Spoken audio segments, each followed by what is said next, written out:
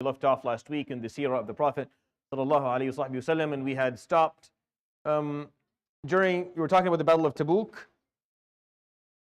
I was telling you what happened in the battle, and then I'm going to, of course, tell you the story that the Quran documents. Honestly speaking, the Quran documents a lot about the Battle of Tabook. When I thought about this a little bit throughout the week, just going through them in my mind, there's actually a lot of verses that talk about details of Ghazwat Tabook. Not really what happened during the battle, because the battle was quite eventless. Not much went on, aside from getting there, finding out that that they were no longer assembled, that they had scattered and ran in every direction, and there was no one left, and they stayed there for a bit and they came back. Nothing really happened, but really the surah talks a lot about what happened before and after.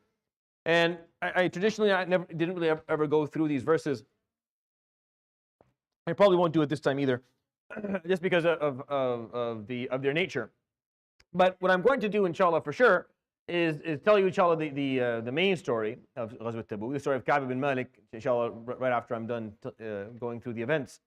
So as I explained last time, the Prophet ﷺ, for this Ghazwa, he didn't tell people he's going in a different direction, which he always used to do.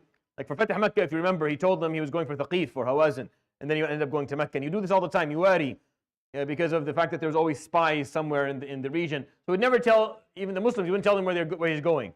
And people would just have to wait for the day of to figure out in which direction they were going. But when it came for Tabook, he told them right off the bat, we're going for Tabook. Because it was 1,000 kilometers, it was very hot, it was very difficult. There was no point of doing that, of actually telling them that he's going in one direction and then changing last minute. He made it very clear where he was going, just because of how difficult it was. And he would go, alayhi salatu wasalam, and we talked a little bit about those events, and he got there, and the Romans and the Ghasasina had disagreed and fought, and the leader had left, and basically everyone just scattered, and there was no army to fight. So the Prophet ﷺ camped there for a few nights. He managed to sign a few treaties with different kings within the area, amongst them Uqaydir, and I told you the story of Khalid ibn Walid radiallahu anhu with Uqaydir. And on the way back, the story that I stopped in the midst of, now I remember what we did last time. So in the midst of this story is where I stopped last week. So what happened last week, where I stopped last week, was the night where Abdullah bin Mas'ud, the hadith is in collection of Imam Ahmad, he would wake up and he would hear sounds. He would hear metal on rock. He's hearing metal hitting rock. And he would get out of his house or of his tent that they were sleeping in. He would go around. It was very dark. It was quite windy, and a lot of nights in the desert are like that. So he's walking around. He can hear someone hitting something. He's not sure. He's just walking. He's curious to see what's happening. So as he's following the sound, he can see someone standing ahead of him. So he follows that person, or he goes towards that person. And he sees Sayyidina Umar ibn Khattab radiallahu anhu standing with a lantern, and Abu Bakr as-Siddiq radiallahu anhu standing looking down, and someone was digging a hole. So as Ibn Mas'ud comes closer, he can see that the person digging the hole is the Prophet sallallahu alaihi wasallam. He's digging a hole, and he's using a chisel or an axe of some sort, and it is obviously hitting rock. And right beside the Prophet, or right beside Abu Bakr, is what seems to be a body that is covered in a piece of white cloth. So he comes up, radiallahu anhu, Abdullah bin Mas'ud, he says, I came up and I started talking to Umar ibn Khattab. قلت يا عمر ما تصنع أيحفر رسول الله وأنت واقف. How is it that the Prophet is doing this and you're standing? And shame on you. You shouldn't have him digging the hole. You should go dig the hole. Abu Bakr, what are you doing? Why are you standing there with the Prophet digging the hole? فقال أبى. Meaning he refused. He insisted that he was going to dig this hole. فقال ما الأمر? Why? Why is he insisting to dig the hole? What's wrong? فقال النبي عليه الصلاة والسلام, as he was down, he had finished digging. فقال أدنيا مني أخاكما. He's talking to Abu Bakr and Umar. Hand me down your brother. So Abu Bakr and Umar pick up the body of the person lying there, and they're handing it down to the Prophet عليه الصلاة والسلام. You say, على رسلكما, slowly. Why are you being too? Why are you carrying it like it's a bag? Slowly, do it slowly. So they slowed down and they gave him to him عليه الصلاة والسلام. The Prophet ﷺ would lie in that grave first, and he would recite the Quran, he would make dua. And then he would take this person's body, and he would lie this person down in his grave himself, sallallahu alaihi wasallam, with his facing the Qibla, and then he would make dua. And this person is Abdullah Dhul Bijadain. I told you a little bit of his story last week. Abdullah Dhul Bijadain is one of the examples, aside or if you want to add to him, Sayyidina Mus'ab ibn Umair, are the two examples that the Sahaba would always refer to whenever they spoke about true asceticism. And when they talked about someone who gave everything and took nothing, they would always think of one of these two names. It was either Mus'ab ibn Umair or Abdullah Dhul Bijadain, because they both had similar stories, where they accepted Islam young. Their acceptance of Islam cost them everything, and they never really recovered from their losses. Like, they never went back and made that money, or got married and built a house and had a family, and they never did. They just ended up, that's it, that was the end of it. They gave up all they had for the sake of Allah subhanahu wa ta'ala, and they continued not to have anything, and then they died. And they never ended up with anything at all. Radiallahu anhuma. The Sahaba would always refer back to them in terms of the examples of people who gave Islam and gave Allah subhanahu wa ta'ala everything they got, and took nothing in return at all. Because all of the rest of the Sahaba, the majority of them, would always say that, we accepted Islam like they did. Some of us gave up a lot like they did. But then, time passed, and during the Khilafah of Abu Bakr and of Umar ibn Khattab, and things got better. Things got better financially and socially, and we were safe, we were secure, we had money, we were powerful. Like, things changed for us. Life got a little bit better for some of us. And of course, the people who would say this, they had very little. Like, when you actually went and analyzed their lives, they had very little. It's quite shocking how little they had. But they still felt that they ended up with the better part of this bargain or this deal. But when they remembered people who gave it all, and who truly sacrificed, who truly showed grit and commitment, they remembered Mus'ab and Abdullah Dhul Bijadain. Because Abdullah ended up with nothing. He gave up a lot of wealth. That is, his uncle stripped his clothes off his back. And he went to the Prophet ﷺ, and he lived in Medina with Ahl al-Suffah for the entirety of his time in Medina. He never made it out. Like, he never was able to make it out of being with Ahl al-Suffah. He never cared. He never cared. Once he was standing, radiallahu anhu, reciting the Quran and sobbing. This is Abdullah Dhul Bijadain. And one of the Sahaba watched him do that. And one of them kind of said something. He said, لَعَلَّهُ يُرَائِي. Seems like he's just doing this for showing off. The Prophet ﷺ, they didn't know who the Prophet ﷺ heard him. فَقَالَ لَا بَلْ هُوَ مِنَ الْأَوَّابِينَ. He's not doing this for show. He's truly enjoying this. Awwabin mean the people who are always returning back to Allah subhanahu wa ta'ala. Their hearts are always connected. No, he's someone who truly enjoys what he's doing. And he loved the Quran. And the Prophet ﷺ, شَهِدَ لَهُ بِحُبِّ الْقُرْآنِ. He used to say, and he used to bear witness that Abdullah Dhul Bijadain loved the Quran. And that this is the thing he loved the most in this world, is reciting and listening to the Quran and understanding the Quran. And that's all he did. He memorized everything that was revealed up to the point that he died. He knew the whole Quran, and obviously more of it was revealed after he died, but everything that was revealed to the Prophet ﷺ, he knew.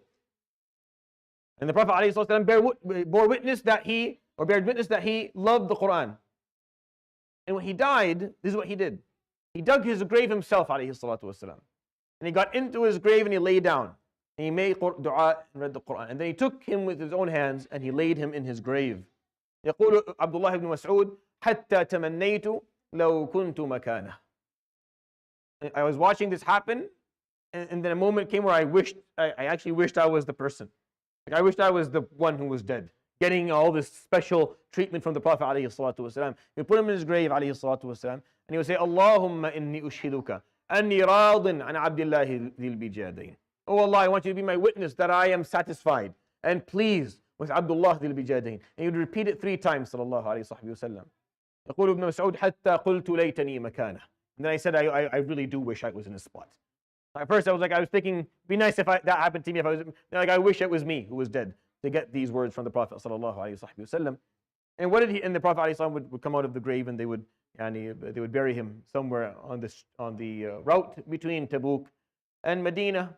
And no one knows where he's really buried. No one knows where his grave actually is, for sure. And people like that are the people who are going to be fully rewarded by Allah subhanahu wa ta'ala on a level that maybe we don't even fully comprehend. Someone who gave up everything for the sake of Allah subhanahu wa ta'ala, died young, and not even his grave is known where. Not even a grave for us to go and make dua. We don't even know where this person is. But the Prophet ﷺ loved him. The Prophet ﷺ appreciated him. And Abdullah ibn Mas'ud didn't understand, like, why does he care so much about this person? Well, he did. He did because he was someone who was genuine, someone who was truthful, someone who, when they committed themselves, when this person committed themselves for the sake of Allah subhanahu wa ta'ala, there was no going back. They didn't doubt it. They were not hesitant. And they did not regret losing things. They were happy with just what they were given. And what he was given, radiallahu anhu, was the companionship of the Prophet alayhi salatu wasalam. That's what he told his uncle. After 3 years, he was Muslim for 3 years, waiting for his uncle to accept Islam. His uncle wouldn't. So he told him, I've been waiting for 3 years. There's no one that I would love more in this world to accept Islam than you. But I cannot continue, I can't stand to be away from him, alayhi salatu wasalam, any longer. I have to go be with him. So I need you to come with me. I need you to think about Islam and say La ilaha illallah and come with me. And his uncle took away everything from him. So he came with 2 pieces of fabric. And he was known as Abdul. His name was Abdul Uzza. And the Prophet ﷺ would rename him and call him Abdullah Dhul Bijadain radiyallahu anhu wa ardah. It's an example of, there are many examples in our history, but he's a very special one. He's a special one. Not many people can do what he did. Not many people can give up everything for the sake of Allah subhanahu wa ta'ala and be okay with never getting any of it back. Some of us, and this is why I just want to point this out for you. Some of us are willing to give things up for the sake of Allah, but some part of us expects it to come back. Like a part of us expects Allah subhanahu wa ta'ala somehow to deliver it back to us. And if it doesn't get delivered back, we feel disappointed. And that's not the way to do this. That's not how this works. And that shouldn't be what you think or feel or expect. If you offer yourself for the sake of Allah subhanahu wa ta'ala, and you are truly committed, and you give up things for the sake of Allah subhanahu wa ta'ala, don't sit around waiting for him to, no, that's not how you go by it. If you do that, then there's something missing in your sincerity. Your intention was not genuine. You weren't sincere about it. You're only doing it because you had promised yourself that somehow you're going to be giving it back later on. No, when you give up something for the sake of Allah subhanahu wa ta'ala, you should be okay with giving it up. And you should be ready to live your life without it. And that should be okay with you. Whether he gives you something back in return or gives you back the same thing or more, shouldn't be something that you're waiting for. Very good. Allah subhanahu wa ta'ala akramul akrameen. He is the most generous of the generous. But you have to make sure that this is your mentality when you give something up for the sake of Allah subhanahu wa ta'ala. And that's the example of Abdullah Dhul Bijadain radiyallahu anhu wa ardah. On the way back, the hadith of Abu Qatada, that the Prophet alayhi salatu wasalam got so tired.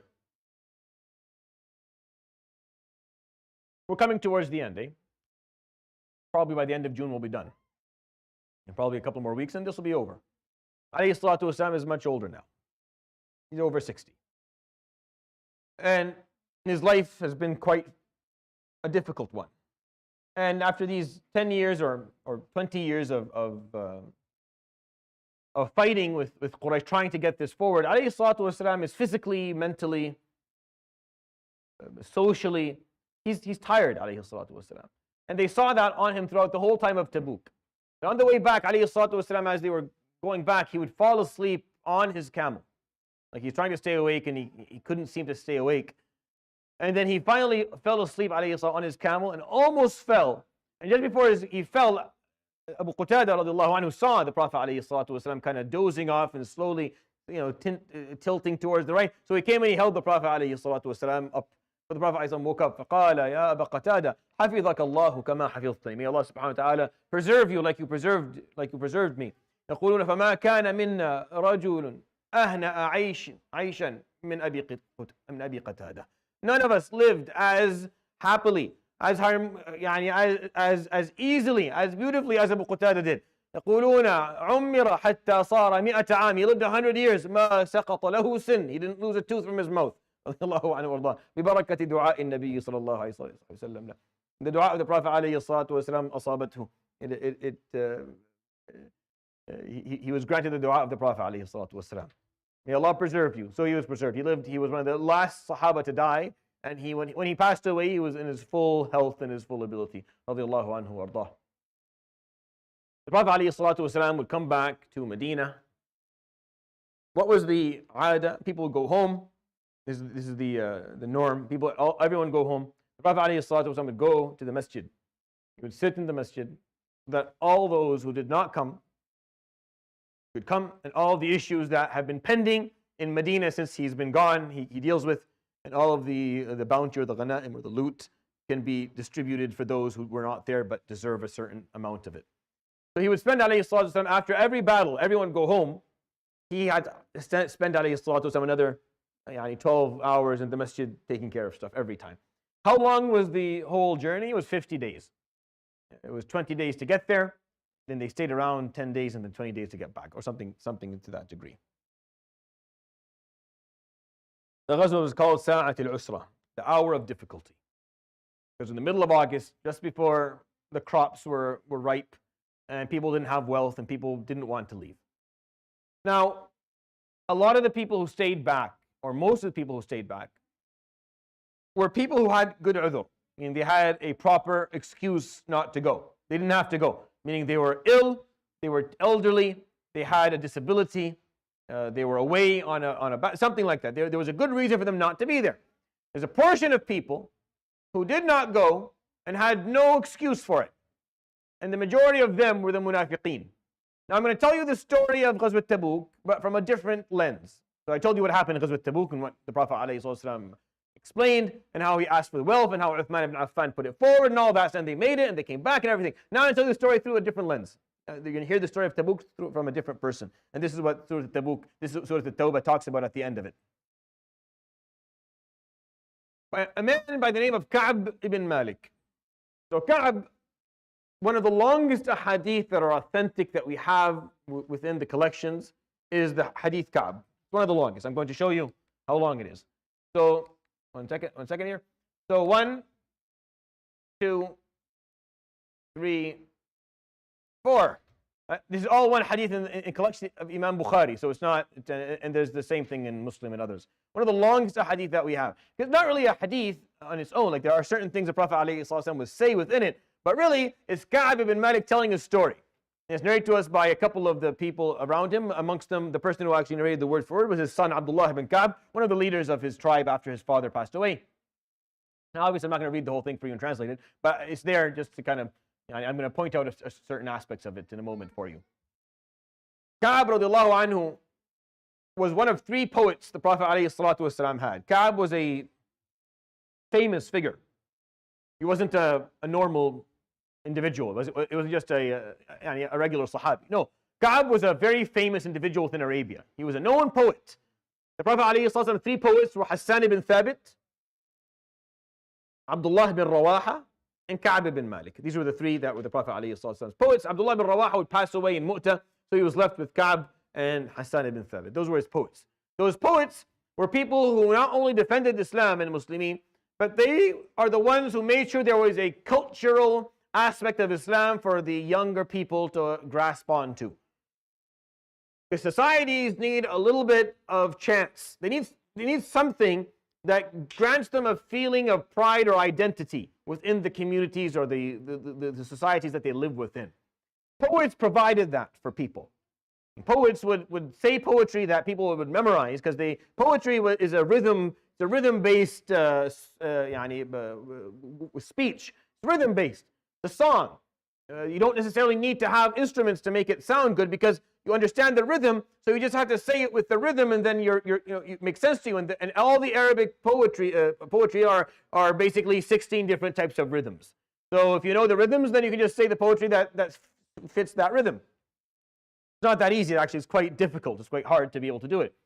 So Ka'b radiallahu anhu was a very known poet, and he is an old Muslim, not a new one. No.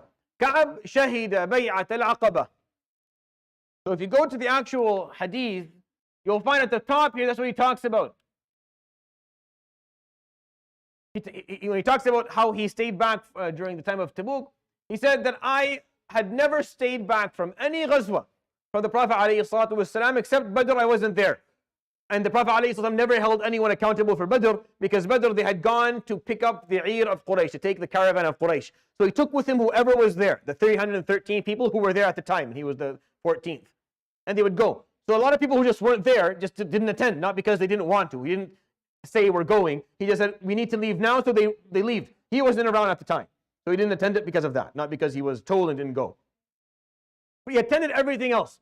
And then he says in that same hadith at the top there, he says, وَكُنْتُ قَدْ شَهِدْتُ بَيْعَةَ الْعَقَبَةِ وَهِيَ عِنْدِي وَهِيَ أَحَبُّ إِلَيْنَا مَعْشَرَ الْأَنصَارِ مِنْ بَدْرٍ. And I attended the Bay'ah of Aqaba, when the Prophet ﷺ put his hand in ours and told us that there's an agreement. I will come to you, you will obey, you will put your wealth, you will perform amr al-ma'ruf and nahy al-munkar, you will protect me, and you will not be afraid of anyone but Allah subhanahu wa ta'ala. And we said, yes, we gave our pledge, we gave our covenant. And he told us, and we asked him, what do we get in return, Ya Rasulullah? He told us Jannah. And that day was the day the 72 people went, and we made that agreement in the middle of the night on the last day of Hajj, right at Aqaba, where the Jamarat, where that big Jamara is. That's where they agreed, and that's where they went back to Yathrib. And the Prophet ﷺ told the Sahaba in Mecca, okay, move. You guys can immigrate now to Medina. They're waiting for you. There was an agreement, and the Prophet ﷺ would make sure everyone went, then he would go. That was a big day. It was a big day for Islam, because that was the day the agreement happened, that I'm coming, and I'm bringing everyone with me. And we're going to have to work together, you're going to have to listen. And they said, no problem. He was there. He put his hand in the hand of the Prophet ﷺ. He said, us, the Ansar, we love that day more than Badr. All the Muslims, وَإِن كَانَتْ بَدْرُ أَكْثَرَ ذِكْرًا. It's a really nice hadith. I really think at some point you should read it. Like, go home, and reading it for you would bore the kids. But you should read it, because it's actually a really interesting hadith. He has a lot of little points he'll make that are very interesting, little gems. He said, Badr is more famous amongst people, but we love Aqaba more. To us, the day of Aqaba was the day.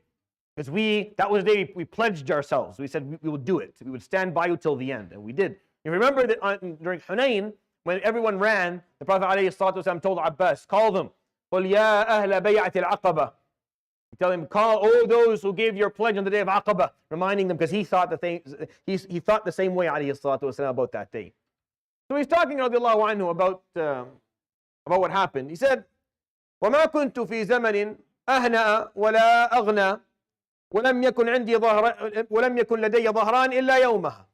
I had never gone through a time where I had more money, where I had actually 2 animals, like I had 2 camels that I could go on, not one, except that time. Like every other battle, I always had to go and take a loan, like take some dain to be able to go on the battle. Except this time, I had everything I needed. I had 2 camels, not one. It was fine. When he said in the Prophet ﷺ that time in Tabook, he didn't like tell us we're going in one direction and then go in the other. He says no. He told us I'm going to Tabook, so everyone could prepare. So I knew where we were going, and I knew the date. قل فكنت أخرج لأتجهز فأعود ولم أقض شيئا. That's the wording he has in this hadith. And every day I would get up and I would go out so I can prepare myself for the battle. To prepare, you have to go buy certain types of food. You have to buy certain types of armor. You have to get your stuff together and ready. You need the right equipment to make it. It's 1,000 kilometers on foot or on a camel. Now you need a lot of food. You need something to feed the animal for yourself. You need something to sleep on. You need clothing changes. You need to make sure your sword is taken care of. Your shield is fixed. There's a lot of stuff you have to do in order to get on a battle. So every day I would go out to take care of what was needed. I come back, I'd done nothing. And I end up giving salams to this person, having tea with this person, visiting that person, come home, I've done nothing. فخرج النبي عليه الصلاة والسلام, and they moved, the army moved. And he says this, قال ولم يكن كتاب حافظ يومها للمسلمين فمن تغيب كان يظن إن لم ينزل وحيا لا يعرفه رسول الله صلى الله عليه وسلم. That's what he said. And there was no diwan, there was no record of names of Muslims at the time. So it was not like Muhammad here, Ahmed, Salim, nothing. There was nothing. It was just people came. So the person who didn't go on something, unless wahi came and told the Prophet ﷺ, Fulan stayed, they would think he probably is not going to notice. That was their idea. Most people felt that way. Unless wahi somehow comes and exposes me that I didn't go, no one knows, because there's no one keeping record. There's no record of anything. No one's keeping track. It's not like there's attendance being taken in the morning or the evening. Nothing. If you didn't show up, As long as the Jibreel didn't come and tattletale on you, you're fine. So that's what they're thinking. So he's like, Jibreel, well, no one's going to notice. يقول فقلت أخرج غدا فأتجهز ثم ألحق بهم. No problem. Armies move slowly. Tomorrow morning I'll get all my stuff ready and then I'll follow them. فخرجت في الغداة لأتجهز فعدت ولم أقضي شيئا. And I went in the morning to prepare myself and I wasted the day and I came back and I hadn't done anything. ثم قلت أخرج غدا. I'll make it up tomorrow. And then tomorrow, same thing. Then tomorrow. فحتى عرفت أني لا ألحق برسول الله. Then I knew I wasn't going to make it. No matter what I do, I'm not going to be able to catch up. يقول فقلت لعل رسول الله لا يذكرني. I hope the Prophet doesn't think of me. قال فكان رسول الله لما وصل تبوك قال أين كعب بن مالك. And when he got to Tabook, he said, where's Ka'b? So when a person from Bani Salama, قال شغله برداه ونظره إلى عطفه. Said, oh, he's busy with his 2 pieces of new clothing that he has, and he's looking at his silky arm pads. يقول فقال معاذ بن جبل خسئت والله ما علمنا منه إلا خيرا يا رسول الله. So Mu'adh said, no, that's not true. We know nothing but good things about Ka'b, Ya Rasulullah. And one person was saying, yeah, he's not here because he's lazy. And Mu'adh ibn Jabal jumped up and said, no, Ya Rasulullah, that's not true. Now Mu'adh doesn't know. Actually, the other guy was right. The first guy was right. That's why Ka'b tells the story. He actually tells the story. This is everything I'm telling you in this story are the words of Ka'b ibn Malik himself. I have not one piece of information about this story that he did not tell himself, aside from what the Quran said. That's it. No third party told the story. Ka'b made sure of it. He told the full story. He's a poet. That's what he does. He tells stories. And he does it really well. And he told the story. He said, this happened. I hoped he wouldn't remember me, and he did. And he said, رَجُلٌ مِّن بَنِي سَلَمَةَ said this. He didn't even say who the name was. He knew who it was, who said the bad thing. But he didn't name him. He didn't want to, he said, a guy from Bani Salama said, he's busy looking at his new 2 pieces of clothing and staring at his arm pads. He's enjoying it.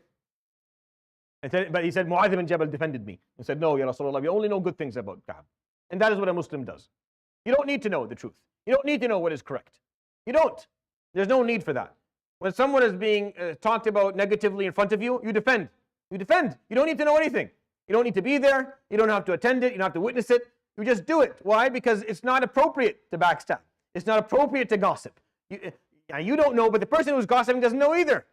No one knows. It's not your place to do that. You don't speak about someone who's not there to defend themselves or explain what it is that they think or what their point of view is. So you shouldn't do it.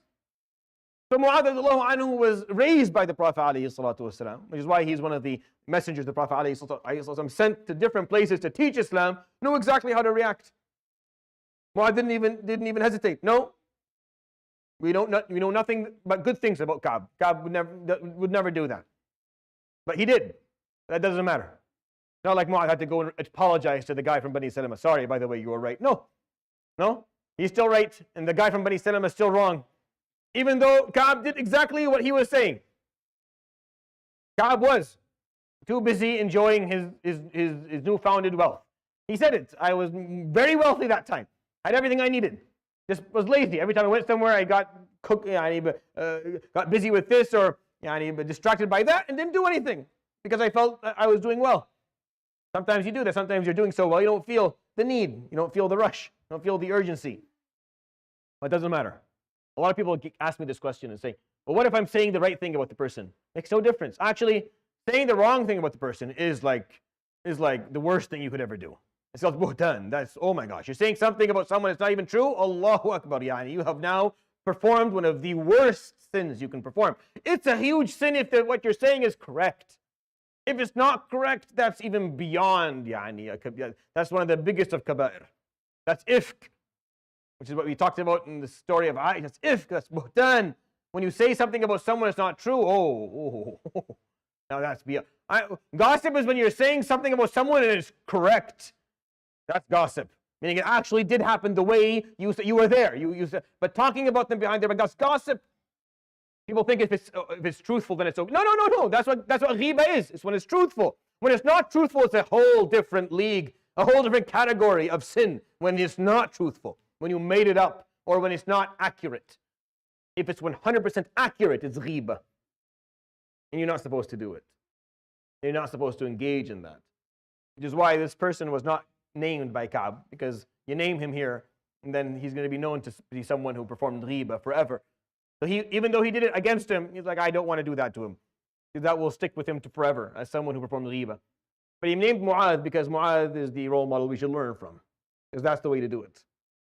Try to do that in your life. You'll find that to be very beneficial. If we all did that, the spreading of rumors in our society would definitely improve. And people's lives will improve. The person that you speak of behind their back, it's just a matter of time before someone does the same to you. There's no such thing as being immune. I know we feel like somehow we are. We're not. When someone speaks about someone in front of you, know for sure that they do the exact same about you when you're not there. For sure. And if you allow it to happen around you, know for sure that this is happening as well about you when you're not present. That's how it works. That's how this works. So just don't be a part of this toxic mentality and toxic way of life. Just stay away from it. It's very important. So that's just a piece that he pointed out here.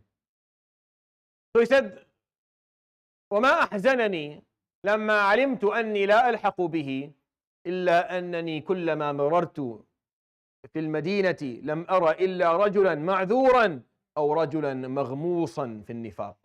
What really bothered me when I knew I couldn't make it anymore is that every time I walked in Medina, all I saw was someone who had a very good, legit reason or excuse, someone who's disabled or elderly or ill, or someone مغموصا في النفاق, like he is covered, smothered with nifaq. Like we all know this person is a munafiq. We don't say it to their face, but everybody knows this person has no interest in Islam whatsoever. This person is working with Abdullah bin Ubay bin Salul at all times. And I'm looking around. I don't fit with anyone aside from Ali ibn Abi Talib, who is left. I'm the only person who should not be. I'm the only person here. He wasn't the only, but he doesn't know that yet. He doesn't know that yet. قال فلما علمت أن النبي صلى الله عليه وسلم قد انفض عائدا إلى المدينة ركبني همي. When I knew the Prophet ﷺ was on his way back from Tabook, no battle happened, he's on his way back, he said, I became extremely stressed and very worried. أقول في نفسي ما أفعل فاستشرت أهلي. He said, what do I do? And I go around and I asked everybody's opinion. What do I do? What am I going to do? فقالوا يأتي فيجلس فيأتيه الناس فيعتذرون فيقبل أعذارهم ويدعو لهم. Every time it's the same thing. He comes, he sits, people come up to him, they tell him why they couldn't leave, give him excuse. He accepts their excuse, he makes dua for them. That's the end of it. فَافْعَلْ كَمَا يَفْعَلُونَ. So do exactly what everyone else is doing and you'll be fine. It's no big deal. Everyone does this. That's the thing. I actually really like that piece of the hadith a lot, and I take some time to talk about it. Don't be someone who bases their opinions or their decisions on numbers of people doing something. A really poor way of figuring out whether you're doing the right thing or the wrong thing. Don't base it on numbers. Numbers are not a good criteria. It's not a good criteria. It's not a good parameter for you to figure out whether you're doing the right thing or the wrong thing. Oh, everyone is doing this. So what? Who cares? Why does that matter? Why does that matter? Jahannam is big enough for everybody, by the way, so no problem. So numbers don't matter. Numbers don't matter. Everyone's doing it. So what? Why do you think that makes it? How does that change? How does that affect this argument at all with numbers? You see, the munafiqeen said, oh no, we do this all the time. Everyone does this. No problem. Oh, you'll be fine. No, you won't. And no, not everyone does this. And no, even though a lot of people do it, doesn't make it okay. And yes, all the people who did it are going to be punished Yawm al-Qiyamah. All of them. Yes, all of them. But sometimes that mentality of the crowd, that herd way of the mentality of the herd is a problem. When you're standing there, everyone's doing something, that must mean it's okay. What's the worst that can happen? What's the worst that can happen? Have you not read any aspect of history at all? If not the history, have you not read the Quran? When Allah subhanahu wa ta'ala punished a full group, full towns of people, everyone went. Doesn't matter the numbers. He said, لَأَمْلَأَنَّ جَهَنَّمَ مِنَ الْجِنَّةِ وَالنَّاسِ أَجْمَعِينَ. I'm going to fill Jahannam from jinn and human beings, all of them. All those who deserve it will go. It doesn't matter. Numbers mean nothing. They never did. Don't be fooled by that. Don't don't find comfort, don't derive comfort from the fact that a lot of people are doing something wrong. If they're doing something wrong, that should be enough for you to decide to do something different. And if you're the only person doing the right thing, then be happy with that. Some prophets are going to come Yawm al-Qiyamah to Allah subhanahu wa ta'ala walking on their own. Literally. Alone. The Prophet ﷺ would say, فَيَأْتِي النَّبِيُّ وَمَعَهُ الرَّهْطِ. A prophet will come with maybe 3 to 9 people. وَيَأْتِي النَّبِيُّ وَمَعَهُ الرَّجُلَانِ with 2 people. وَيَأْتِي النَّبِيُّ وَمَعَهُ رَجُلٌ with 1 person. وَيَأْتِي النَّبِيُّ يَمْشِي وَحْدَهُ. And some prophets will come walking alone. No one listened, not 1 person. Scholars would often say, لا تستوحش الطريقة إن لم تجد فيه أحد. Don't ever feel alone or lonely on the path because no one's there. فإن طريق جهنم ملأ. The way to Jahannam is always full. Don't feel lonely because you're walking on a path and no one's there. It doesn't matter. لا تستوحش. Don't feel lonely. Sometimes you're going to be trying to do the right thing and no one around you supports you. Doesn't matter. They told this to Ka'b. They said, Ka'b, don't worry about it. It'll be fine. We always do this every time. Never harmed me. Never got in trouble once. Everyone does it. Here, look, all these guys here. They all do it. It's really weird when you think about it. Like they're living in their own minds. Like it's fine. We're here. We're having our food. Everyone's having a good time. We just go apologize. He makes dua for us. Everything is good. They had no idea. They had no idea the Quran is documenting their lives, pointing them out, that they're going to die munafiqeen, that their names are in the Prophet ﷺ's list that he gave to Hudayfa, that you don't pray janazah on these people. They didn't know that. They didn't know that. It's actually a really scary aspect. I find it to be very, very scary in this whole story. That they thought it was fine. No big deal. Some of them were clearly, obviously, very openly munafiqeen, but some of them weren't. Some of them were just didn't care. Didn't have the time, had no energy, didn't want to really commit themselves. Saw that the Prophet ﷺ wasn't keeping track or whatever they told him he accepted, so they thought they could just, doesn't matter.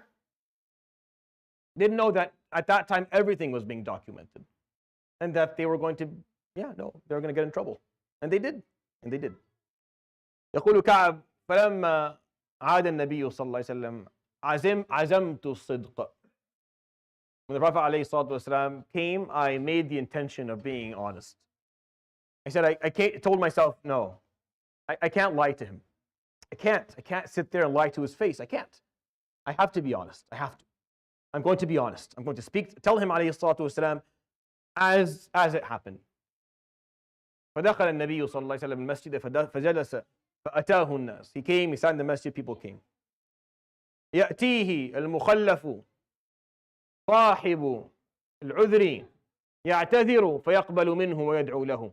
The person who has an excuse, a valid one, would come to him عليه الصلاة والسلام and give him his excuse, and the Prophet عليه الصلاة والسلام would accept from him. يدعو له ويستغفر. He makes dua for him and asks Allah subhanahu wa ta'ala to forgive, and يبايعه. And then he would go. And they would renew the bay'ah again. ويأتيه الرجل لا عذر له فيعتذر فيقبل منه ويدعو له ويستغفر ويجدد البيعة ويبايعه. And the person who came, another person would come to him who had no excuse. Offer him an excuse. He would accept it. Make dua for him. Make istighfar for him and repeat and renew the bay'ah. Same thing for both. So he's sitting there watching it. He's watching this and he's like, what do I... قال فترددت في نفسي. And I started to get a little bit, should I do this? I seem to be the only person who's thinking of doing this. He waited till the end to see who was going to come and do this. No one did. Like he was waiting for quite a while and everyone came with an excuse. No one came and said, Ya Rasulullah, I made a mistake, I'm sorry. No, they just all came and said, Ya Rasulullah, I had a stomach ache for like a week and I was vomiting and may Allah forgive you. You go, yeah, it was fine. It was fine, but he made something up and he accepted it. So in his mind, يقول حتى ترددت في نفسي, and then I started to get a little bit iffy. Maybe I should lie too. Everyone else seems to be doing it. قال ثم قلت في نفسي لا أكذب على رسول الله. No, I'm not going to lie to the Prophet عليه الصلاة والسلام. I'm going to be honest. قال فنظر إلي النبي صلى الله عليه وسلم فتبسم تبسم المغضب. And then he smiled at me, but it wasn't the smile I'm used to. It was the smile of someone who was angry with someone else. I don't know exactly how that works, but that's how it is. And if you've ever experienced that, if you have a Middle Eastern father, then you've had that before. Or a Middle Eastern mother even. You'll have someone smile at you when they are telling you that once the guests are gone, you are dead. But they're smiling to you at the moment. You see the smile and you know that once they're gone, you are going to dig your own grave. So he smiled to the Prophet. I smiled at him. And he said, you know, فدعاني, it's my turn, فأتيته فقلت يا رسول الله والله لو جلست عند غيرك من أهل الدنيا لخرجت منه بعذر فقد أوتيت جدلا. That if I sat in front of anyone else on this planet, I could leave with an excuse and they would be very happy and very satisfied. I was given the gift of gab. I know how to speak. That's what I know how to do. That's all I know how to do. I know how to speak. I'm a poet. That's what I know how to do. إلا أنني عرفت أنني إذا أكذبت عليك لترضى عني اليوم لم يلبث الوحي حتى يأتيك بما يسخطك علي. I know that if I lie to you today so that you're happy with me, Wahi will soon enough at some point come and tell you, and then you'll be upset with me later. So there's no point of me lying to you. قلت يا رسول الله والله ما لي من عذر. Ya Rasulullah, I have, because the Prophet when he first sat, he told him, Ya Ka'b, ما خلفك ألم تكن قد ابتعت ظهرك? Why didn't you come? Didn't you buy your camel? He knew, he kept tabs on people. You buy your camel. I saw you buy your camel. Why didn't you come? He told him, I have no excuse. ما لي من عذر يا رسول الله. I could have lied to you. I'm not going to lie to you. I'm going to be honest. I'm going to tell you the truth. I had everything I needed. I got lazy, and I just didn't leave. And I have no excuse for why I didn't do this. يقول فضرب النبي صلى الله عليه وسلم على فخذه. The Prophet hit him on his tapped on his thigh. قال أما هذا فقد صدق. As for this person, he is honest. What does that mean? Everyone before them was just everyone else was lying. أما هذا, as for this person, فقد صدق. He told the truth. حتى يقضي الله فيك. Get up, leave, until Allah subhanahu wa ta'ala gives me the ruling about you, regarding you. فخرجت. He walked out like, what? What about they all lied and you accept, what do you mean I have to go and get my punishment? Get up until the punishment comes from Allah. فخرجت وأقول في نفسي ماذا فعلت? I'm walking out like, what did I do? قال فأتاني الناس قال ماذا فعلت? Why did you do this? كنت لو أخبرته كذا وكذا. You could have told him this or this. حتى كادوا يجعلونني أرجع لأكذب على رسول الله عليه الصلاة. They almost got me to turn back and lie to him again. Like they kept on coming to say, why did you say that? You could have just said, I was sick or something. It would be fine. Look, he was fine with all of us. Why did you do this? Go back and tell him, I know I was sick or something. You'll be fine with it. Until Ka'b was like, I almost did. I almost went back and said, you know what? No, I don't want to be punished. You don't deserve a medal for being honest. Huh? You don't deserve a trophy for telling the truth. You tell the truth. You just tell the truth. That's it. That's all that's needed. You just say you don't deserve anything. You are not entitled to anything for telling the truth and being honest. Nothing. You tell the truth because there is no other way. There's nothing else that you can do. Anything else is going to lead to your demise. If you choose to live a life of lies, this will be your demise. This will be your end. This will ruin you. There's no other way to live but through truth, through honesty, through righteousness. That's it. You don't deserve anything. At least I told the truth. No. You go ahead, lie. Don't tell the truth. Lie. Go ahead. Be my guest. I beg, lie, and go see how things work. Never does.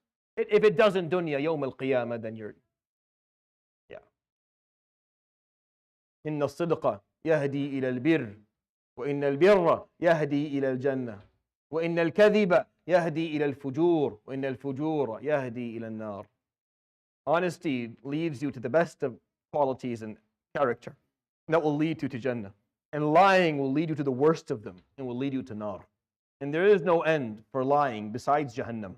There is no place for it except Jahannam. In a hadith that is and quite famous amongst people. When the Prophet ﷺ was asked, does a mu'min do this, Ya Rasulullah? Because could a mu'min fall and perform this sin? He said, yes. Oh, what about this sin? Can a mu'min make that sin? He said, yes, he can. Could a mu'min, perform this sin? Yes. And then he said, could a mu'min lie? He said, no. A mu'min doesn't lie.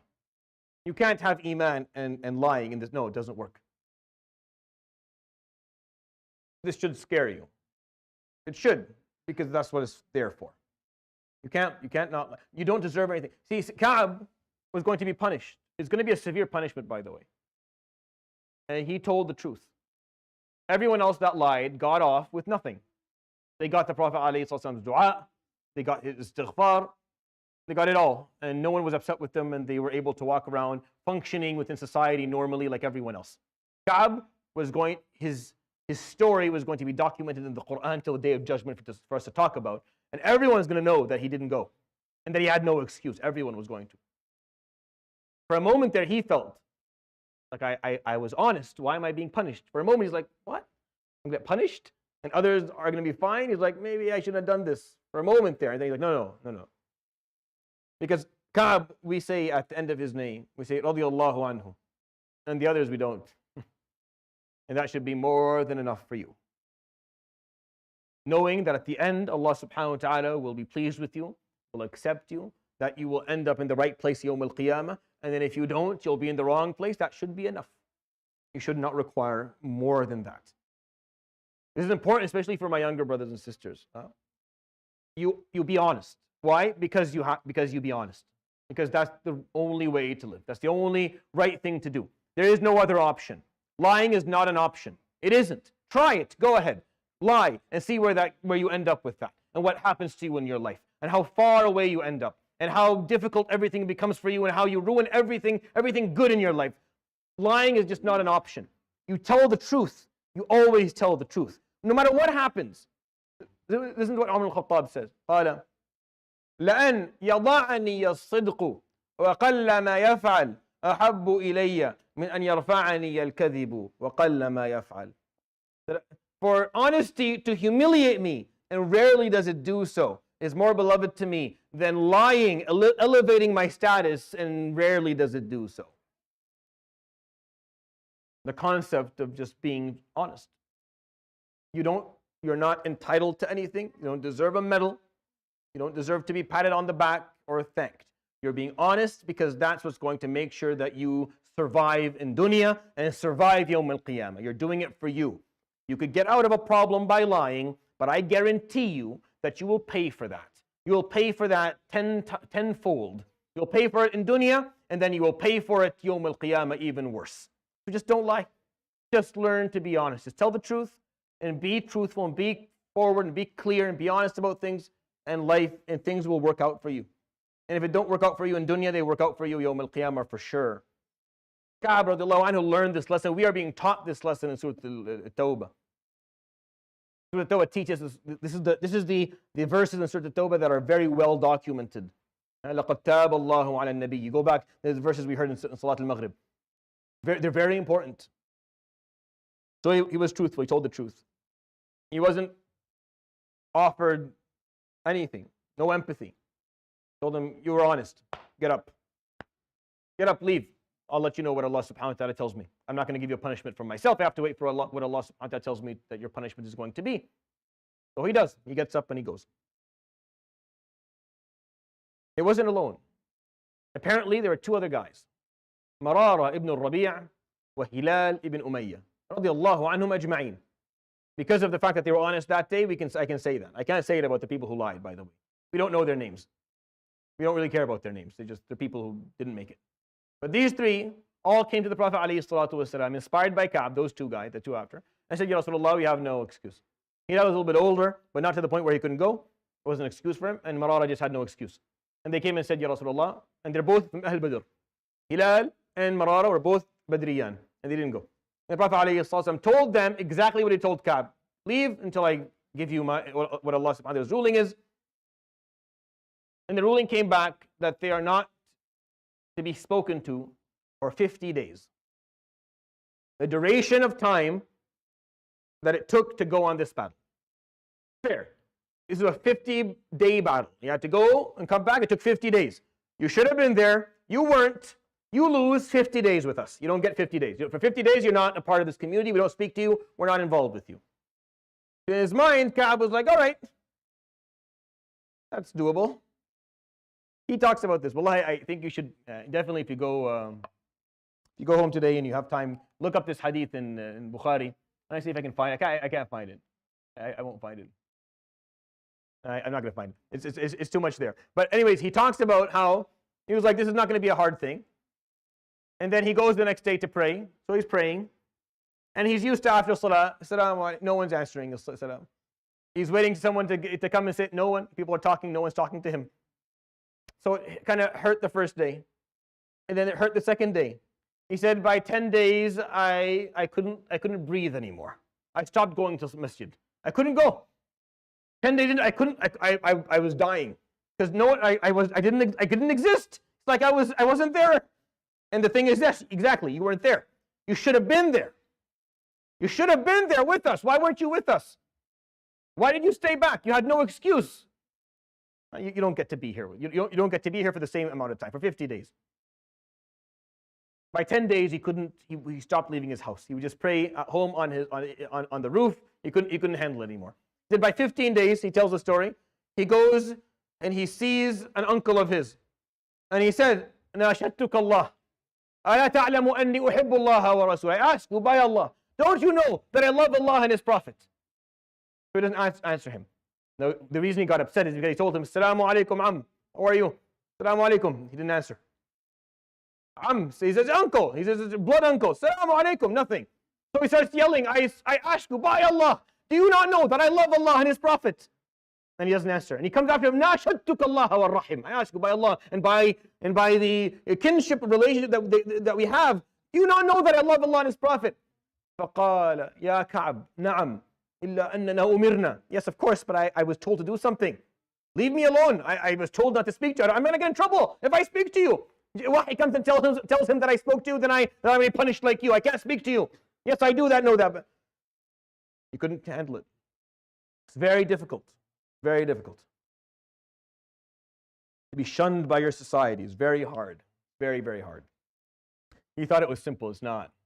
Not at all. It's actually very difficult. For you to be living, we're social beings. We definitely are. We are people who enjoy and love being in groups.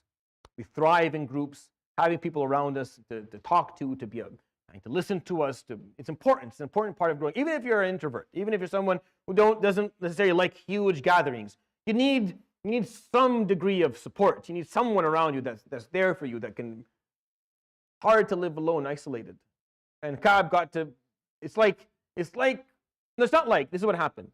The punishment was to tell them, you don't just get the good. You have to be in it for the bad as well. When you're a part of a community that loves you and supports you, you get the good out of it. You get that social support, the aid, you get that. Sometimes there's going to be difficult moments. We have to go on a battle with them. And that was their example. Or you have to stand with them during times where it's difficult. Sometimes it's going to be hard. You can't just take the good and leave the difficult. You can't just be in it for the good times. When the times become difficult, I don't want to be a part of it. That's not a good way of life in general. Not just for society, for any relationship. For any relationship, I'm only in this for the good times. Whenever it gets hard, I'm out. That ruins marriages. That ruins the relationships between siblings and parents and cousins and larger.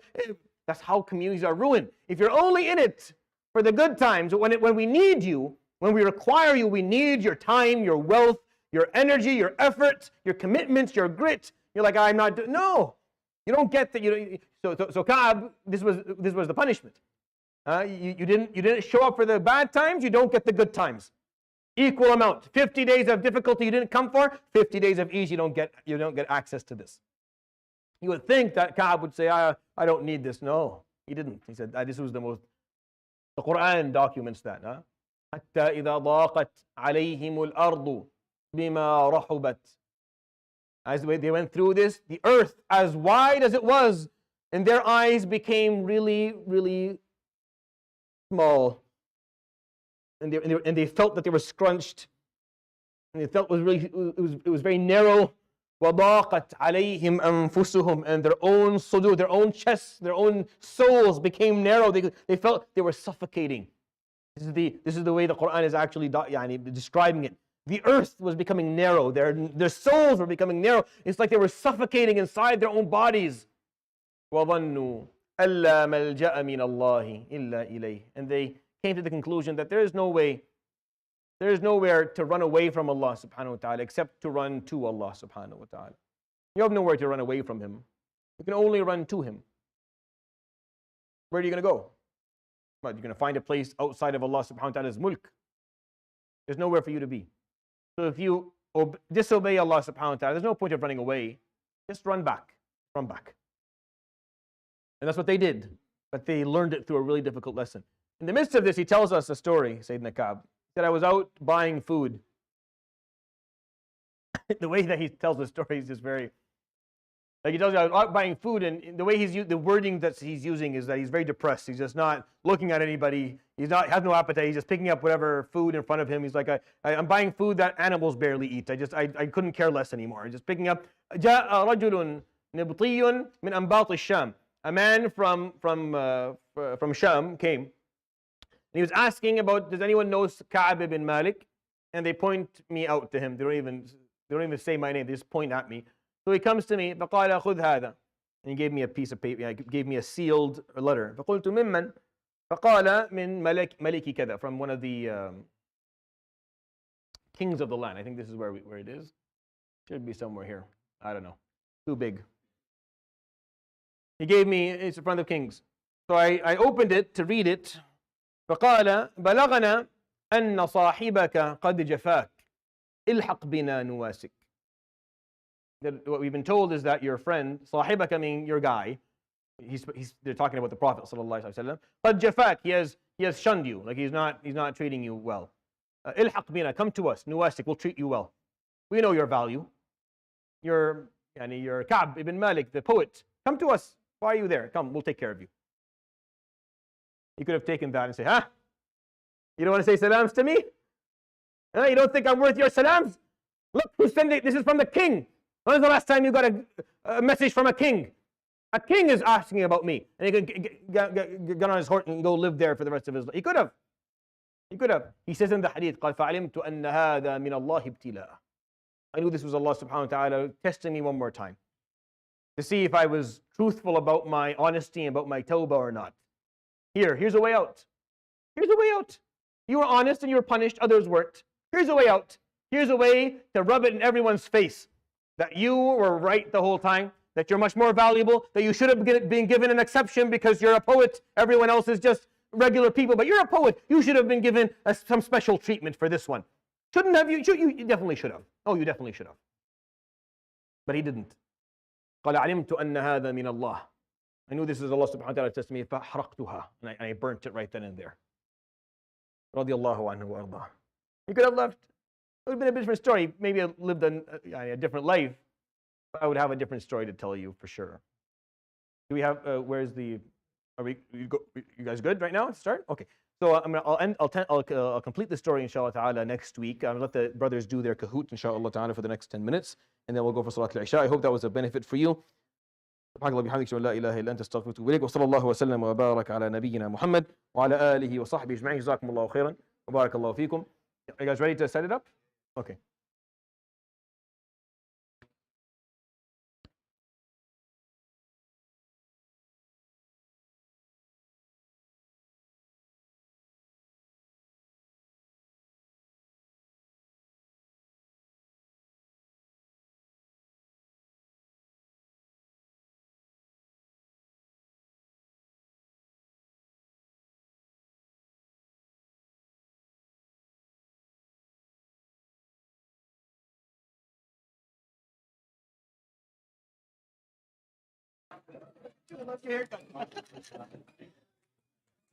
Assalamu alaikum, everybody.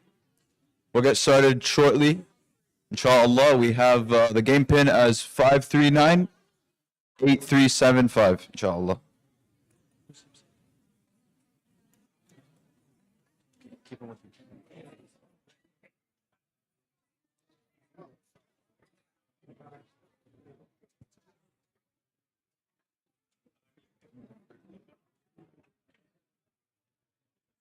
What did I do?